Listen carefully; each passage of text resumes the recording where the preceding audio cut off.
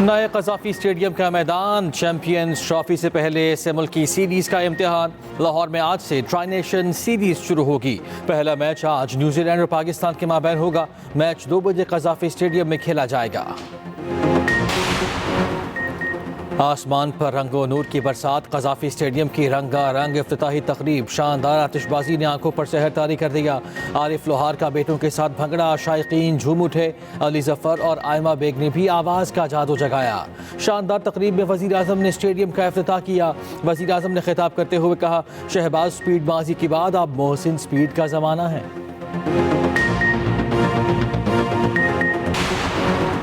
Chairman P C B Mohsin Naqvi نے کہا، 30 سال بعد پاکستان میں بڑا ٹورنامنٹ ہونے جا رہا ہے۔ ٹارگٹ تھا کہ ایونٹ سے پہلے اسٹیڈیم مکمل کر لیا جائے۔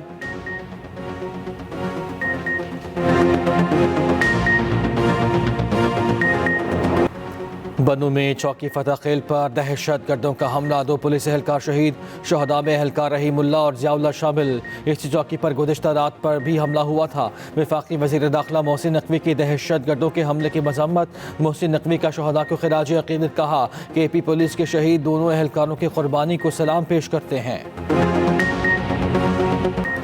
صدر مملکت آصف زرداری چین کا 5 روزہ سرکاری دورہ مکمل کر کے وطن واپس روانہ۔ صدر مملکت نے چینی ہم منصب شی جن پنگ اور وزیر اعظم لی چانگ سے ملاقاتیں کی۔ صدر مملکت نے نمی ایشین ونٹر گیمز کی افتتاحی تقریب میں بھی شرکت کی۔ مختلف شعبوں میں تعاون کی یادداشتوں پر دستخط بھی کیے گئے۔ حیدرآباد میں وکلاء کا احتجاج 2 روز بعد ختم۔ ایس ایس پی فاروق لنجار کو چھٹیوں پر بھیج دیا گیا۔ ڈی آئی جی حیدرآباد نے آرڈر جاری کر دیا۔ S S P Tando Muhammad Khan کو اضافی چارج تفویض۔ وزیر داخلہ ضیاء لنجار نے وکلاء سے مذاکرات کیے۔ صدر سندھ ہائی کورٹ بار نے کہا کہ آج انکوائری کے لیے جوڈیشل کمیشن بنانے کا نوٹیفیکیشن جاری ہوگا۔ پنجاب اور بلوچستان میں دفعہ 144 نافذ۔ آج ہر قسم کے جلسے، جلوسوں، دھرنوں اور احتجاج پر پابندی ہوگی۔ وجہ امن و امان کا قیام بتایا گیا۔ نوٹیفیکیشن جاری۔ انتظامیہ کے مطابق اسلام آباد میں پہلے ہی دفعہ 144 کا نفاذ ہے۔ آج کا جلسہ صرف ثوابی میں ہوگا۔ ہمارا انتشار اور ٹکراؤ کا کوئی ارادہ نہیں۔ P T I secretary general Salman Akram Raja کہتے ہیں، عوام فسادیت کے خلاف کبھی گمان ہے کہ مولانا عوام کے ساتھ کھڑے ہوں گے۔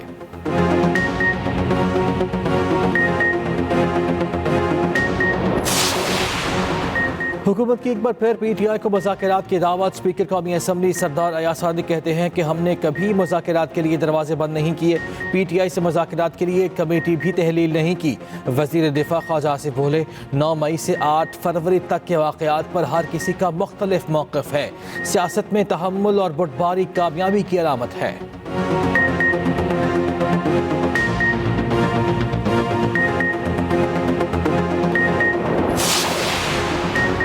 چیف جسٹس اسلام آباد ہائی کورٹ کی ایڈمنسٹریشن کمیٹی تبدیلی غیر قانونی ہے۔ ججز ٹرانسفر پر جسٹس بابر ستار کا چیف جسٹس اسلام آباد ہائی کورٹ کو خط۔ ٹرانسفر ججز کی سینیورٹی لسٹ جاری کرنے پر تحفظات کا اظہار۔ خط میں لکھا، سینیورٹی لسٹ اور ایڈمنسٹریشن کمیٹی کے نوٹیفیکیشن واپس لیے جائیں۔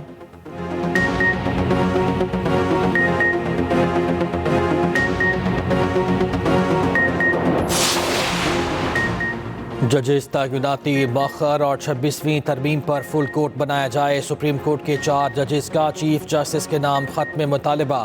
جسٹس منصور علی شاہ، جسٹس منیب اختر، جسٹس عائشہ ملک اور جسٹس اطہر من اللہ نے خط میں لکھا، ججز تعیناتی کے معاملے میں 26ویں ترمیم کیس میں آئینی بینچ فل کورٹ کا کہہ سکتا ہے۔ نئے ججز آئے تو فل کورٹ کون سی ہوگی، یہ تنازع بنے گا۔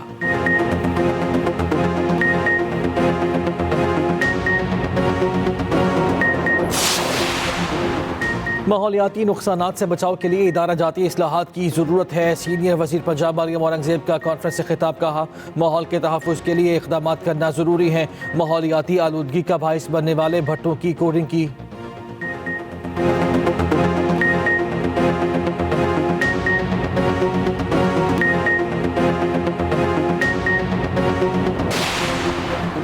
آئندہ ہفتے کئی ممالک پر جوابی ٹیرف کے نفاذ کا اعلان کریں گے۔ غزہ کا کنٹرول سنبھالنے میں کوئی جلدی نہیں۔ امریکی صدر ٹرمپ کی میڈیا سے گفتگو، کہا شمالی کوریا سے تعلقات قائم کریں گے۔ روسی صدر سے بات چیت کی بھی خواہش کا اظہار۔ اسماعیلی کمیونٹی کے 49ویں امام پرنس کریم آغا خان کی نماز جنازہ آج لسبن میں ادا کی جائے گی۔ نماز جنازہ لسبن کے مقامی وقت کے مطابق صبح 11 بجے اور پاکستانی وقت کے مطابق شام 4 بجے ادا کی جائے گی۔ تدفین 9 فروری کو مصر کے شہر اصفہان میں ہوگی۔ وزیر خزانہ محمد اورنگزیب نماز جنازہ میں شرکت کے لیے لسبن چلے گئے۔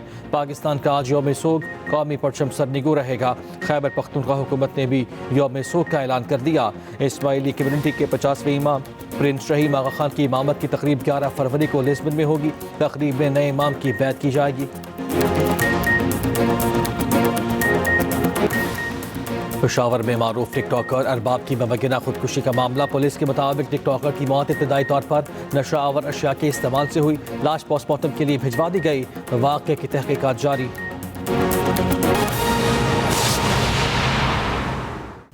حیدرآباد میں وکلاء اور ایس ایس پی کے مابین تنازع، وزیر داخلہ سندھ سے کامیاب مذاکرات کے بعد وکلاء کا احتجاج ختم اور دھرنا ختم کرنے کا اعلان کر دیا گیا۔ وکلاء کی جانب سے دھرنا ختم ہوتے ہی بائی پاس پر ٹریفک کی آمد و رفت بحال ہو گئی ہے۔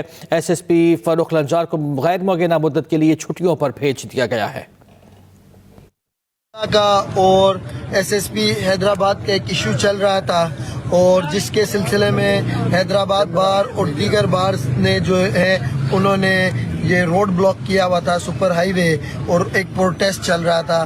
فائنلی ہم آئی جی سندھ اور دیگر حکام کے بے حد مشکور ہیں کہ انہوں نے جو وکلاء کی ریکویسٹ تھی اس کو ایکسیپٹ کیا اور آرڈر پاس کر دیا، اور جو ہے ان کو جو ایس ایس پی صاحب ہیں ان کو ہیڈ کوارٹر رپورٹ کرنے کا حکم کیا۔ صدر مملکت آصف علی زرداری 5 روزہ دورہ چین مکمل کرنے کے بعد وطن واپس روانہ ہو چکے ہیں۔ دورے کے دوران صدر نے چینی ہم منصب شی جن پنگ اور وزیر اعظم لی چانگ سے ملاقاتیں کی ہیں۔ صدر مملکت نے چینی شہر ہاربرن میں 9ویں ایشین ونٹر گیمز کی افتتاحی تقریب میں بھی شرکت کی ہے اور اس دورے کے دوران اہم ملاقاتیں بھی ہوئی ہیں۔ پاکستان اور چین کے مابین مختلف شعبوں میں تعاون کی یادداشتوں پر دستخط بھی کیے گئے ہیں۔ صدر مملکت آصف علی زرداری کا 5 روزہ دورہ چین تھا جو کہ سرکاری دورہ تھا۔ یہ دورہ اب مکمل ہو چکا ہے اور یہ بتایا جا رہا ہے کہ صدر مملکت واپس روانہ ہو چکے ہیں۔ وزیر اطلاعات پنجاب عظمیٰ بخاری اس وقت نیوز کانفرنس کر رہی ہیں۔